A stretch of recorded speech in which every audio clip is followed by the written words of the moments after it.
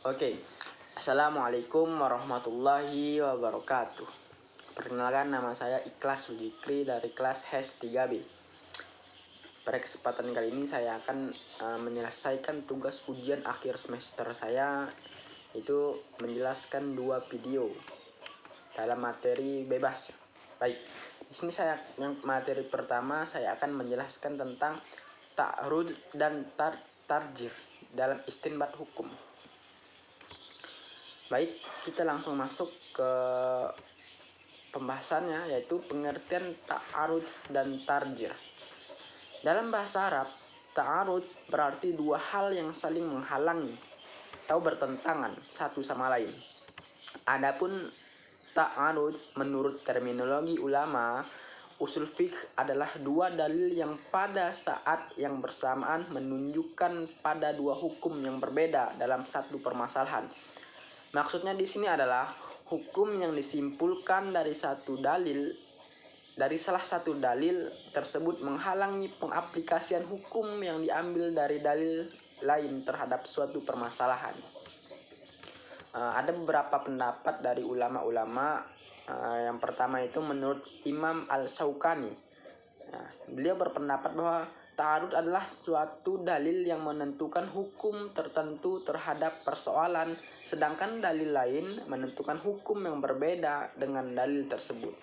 Sedangkan pendapat kedua datang dari Sa'ad al-Din al-Tafaji, yang mana ta'aruf adalah pertentangan antara dua dalil yang tidak mungkin dikompromikan antara keduanya. Sedangkan tarjih, secara bahasa tarjih artinya menguatkan atau memberatkan. Menurut Ibnu Hajib dan Al-Amidi, tarjih didefinisikan sebagai membandingkan dua dalil yang bertentangan dan mengambil yang terkuat di antara keduanya. Ulama mazhab Hanafi mendefinisikan tarjih sebagai kelebihan suatu dalil dari dalil lainnya, sedangkan dalil itu sendiri tidak dapat berdiri sendiri. Artinya, dua dalil yang bertentangan itu memiliki kekuatan yang sama untuk memilih mana yang dimenangkan atau diperlukan, sedangkan dalil lain sebagai pendukung. Bentuk-bentuk ta'arud dan tarjih. Dalam keterkaitannya dalam dua dalil terdapat 4 keadaan. Yang pertama, dua dalil nas bermuatan am.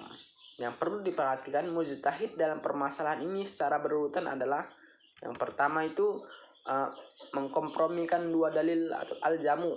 Sedangkan yang kedua, jika upaya jamu tidak mungkin ditempuh, maka dilihatlah kronologi waktu dan masing-masing dalil.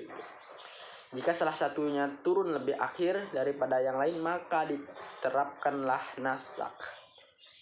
Yang ketiga, jika kronologi waktu tidak diketahui, maka tidak mungkin diterapkan nasak.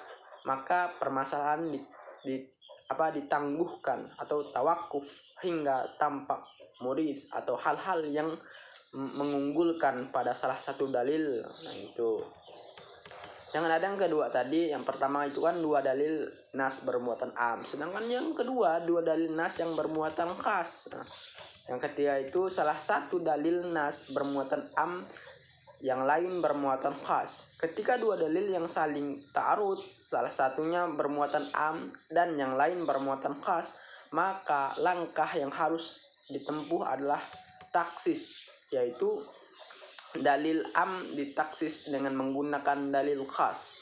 Yang keempat, ini masing-masing dalil nas bermuatan am dari satu sisi sekaligus khas dari sisi yang lain. Cara pentarjihan tersebut dapat dibagi dalam 2 kelompok lagi, yaitu yang pertama kelompok tadis baina an-nusus. Tadis ini dibagi menjadi beberapa bagian, yaitu yang pertama tadis ditinjau dari segi sanad, yang kedua tadis ditinjau dari segi matan hadis. Nah, yang ketiga hadis ditinjau dari segi isi hadis, yang keempat tadis ditinjau dari segi hal-hal di luar hadis. Dan ada juga yang namanya tadis baina al-aksi akyisah. Dalam tarjih ini juga dikelompokkan menjadi beberapa kelompok. Yang pertama itu dari segi hukum asal, dari segi hukum cabang, dari segi ilat, pentarjihan dari segi cara penetapan ilat, pentarjihan dari segi sifat ilat, pentarjihan kias melalui faktor luar. Dan yang terakhir ini ada yang namanya contoh ta'arud dan tarjih, supaya kita dapat mengaplikasikannya dalam sehari-hari. Apabila kita dapati dua nas yang lahirnya berlawanan, wajiblah kita berusaha mengkompromikan nas itu dari lahirnya, sehingga tidak terjadi pertentangan satu sama lain di dalam syariat.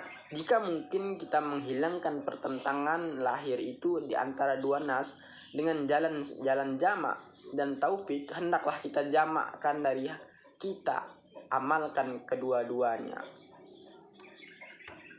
Mungkin kita lanjut ke materi kedua gitu, yang akan kita bahas pada kesempatan kali ini dengan judul ilmu al-jarh wa at-ta'dil. Kali ini kita akan membahas tentang ilmu al-jarh wa at-ta'dil. Kalimat al-jarh wa at-ta'dil merupakan satu dari kesatuan pengertian yang terdiri dari dua kata, yaitu al-jarh dan al-adl. Al-jarh merupakan bentuk masdar dari kata bahasa Arab yang bermakna seseorang membuat luka pada tubuh orang lain yang ditandai dengan mengalirnya darah dari luka itu. Dikatakan juga dalam bahasa Arab itu yang bermakna hakim dan yang lain melontarkan sesuatu yang menjauhkan sifat adil saksi berupa kedustaan dan sebagainya. Maksudnya di sini yaitu kata al-jarh merupakan bentuk dari kata jaraha yajrahu atau jariha yajrahu, yang berarti cacat atau luka, atau seseorang membuat luka pada tubuh orang lain yang ditandai dengan mengalirnya darah dari luka itu. Istilah cacat ini digunakan untuk menunjukkan sifat jelek yang melekat pada periwayatan hadis seperti pelupa, pembohong, dan sebagainya. Sedangkan kata al-ta'dil merupakan akar kata dari adala yu'addilu, yang berarti mengadilkan, menyucikan, dan menyamakan. Sedangkan kita masuk ke manfaat ilmu al-jarh wa ta'dil. Ilmu al-jarh wa ta'dil bermanfaat untuk menetapkan apakah periwayatan seseorang rawi itu dapat diterima atau harus ditolak sama sekali. Apabila seorang rawi dinilai oleh para ahli sebagai rawi yang cacat, periwayatannya harus ditolak. Dan apabila seorang rawi dipuji sebagai seorang yang adil, niscaya periwayatannya diterima selama ayat-ayat yang lain untuk menerima hadis terpenuhi. Kalau ilmu al-jarh wa at-ta'dil ini tidak dipelajari dengan seksama, paling tidak akan muncul penilaian bahwa seluruh orang yang meriwayatkan hadis dinilai sama. Padahal perjalanan hadis mengalami perjalanan yang begitu panjang dan diwarnai oleh situasi dan kondisi yang tidak menentu. Metode untuk mengetahui keadilan dan kecacatan rawi dan masalah-masalahnya di sini dijelaskan juga.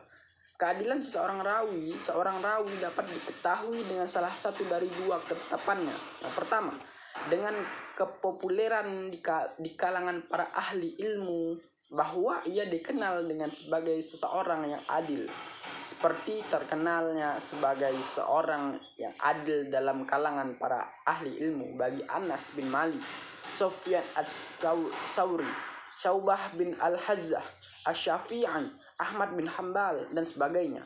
Oleh karena itu, mereka sudah terkenal sebagai orang yang adil di kalangan para ahli ilmu sehingga tidak perlu diperbincangkan lagi tentang keadilannya.